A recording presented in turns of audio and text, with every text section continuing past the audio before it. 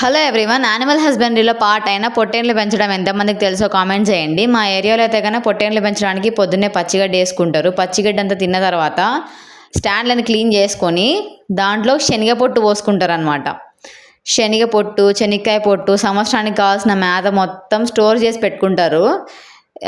శనగపొట్టు కొన్ని వేస్ట్ చేస్తాయన్నమాట. అట్లా వేస్ట్ చేయకుండా ఉండాలంటే కొన్ని మొక్కజొన్నలు కలిపి పోసుకుంటే నీట్గా తింటాయి. ఇదొక టిప్ అనమాట. ఎవరైనా పెంచుతుంటే పొట్టేళ్ళు ఖచ్చితంగా ట్రై చేయండి. ఇంకా వీటిపైన ఎంత ఇన్వెస్ట్మెంట్ అవుతుంది, ఈజీగా ప్రాఫిట్స్ ఎలా తీయొచ్చు, ఇంట్లోనే ఉండి ఎట్లా వాటిని చూసుకోవచ్చు, ఇవన్నీ తెలుసుకోవాలనుకుంటే ఫుల్ వీడియో కోసం ఖచ్చితంగా కామెంట్ చేయండి.